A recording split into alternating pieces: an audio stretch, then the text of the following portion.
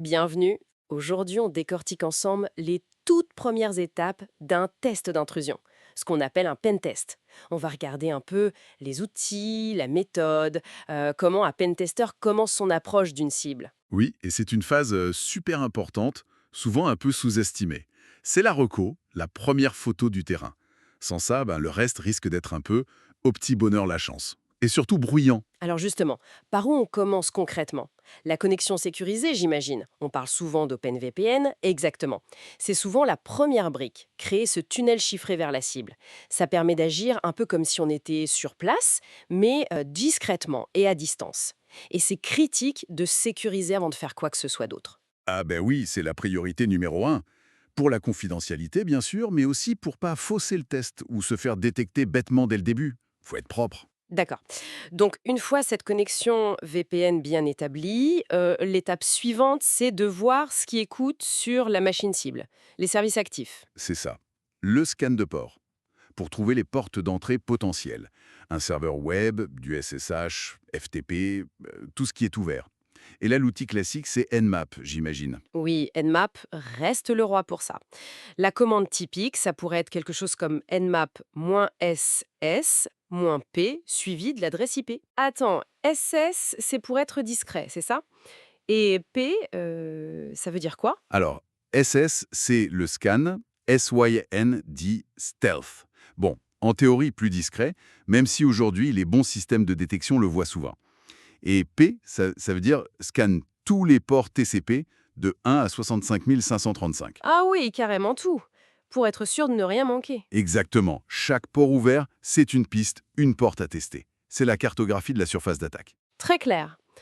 Bon, après cette vue externe, si on a un premier accès, même limité, ou parfois même via un service mal configuré, on cherche à monter en privilège. Les sources parlent de fichiers avec des capacités spéciales sous Linux. C'est quoi ce truc? Ah, ça, c'est une piste d'élévation de privilèges super intéressante et parfois oubliée. En gros, sous Linux, certains programmes peuvent avoir des permissions spéciales, des capabilities, qui leur permettent de faire des actions normalement réservées à root, même lancées par un utilisateur normal, Ok. Et comment on les trouve? avec une commande comme getcap-r de devnul. Ça cherche partout sur le système. Le danger, c'est qu'un programme avec une capacité mal gérée ou une faille dedans, ça peut devenir une autoroute pour devenir route. Ah oui, je vois le risque. Un petit détail de configuration qui ouvre une brèche énorme. Tout à fait. Et on en trouve parfois sur des utilitaires standards où une cape a été mise pour une bonne raison au départ, mais qui devient un risque plus tard. D'accord. Autre besoin fréquent pendant un pentest, transférer des fichiers. Un script, un outil, un exploit. Comment on fait ça simplement? Les sources mentionnent une astuce avec Python. Oui, c'est hyper pratique.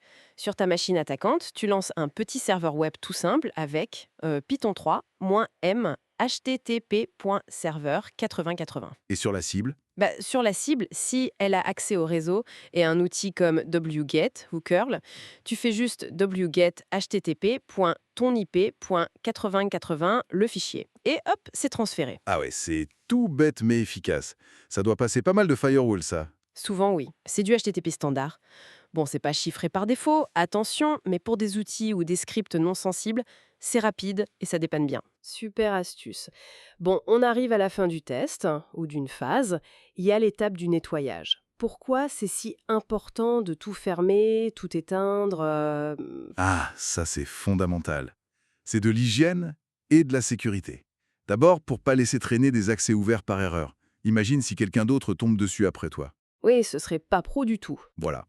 Et ensuite, c'est aussi pour libérer les ressources que tu as utilisées, que ce soit sur le réseau ou sur les machines.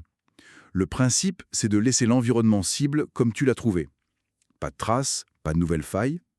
Ok, donc pour résumer, connexion sécurisée type VPN, scan des ports avec Nmap pour la carto, recherche de privilèges via les capabilities avec GetCap, transfert de fichiers facile avec Python et enfin un nettoyage nickel. Ça donne une bonne idée de la méthode. Absolument. C'est une approche structurée, étape par étape. Et ça nous amène d'ailleurs à la question suivante. Maintenant qu'on a ces bases, disons qu'on a trouvé un service web vulnérable grâce à Nmap, quelle serait logiquement la prochaine piste à creuser pour essayer de prendre vraiment la main sur la machine?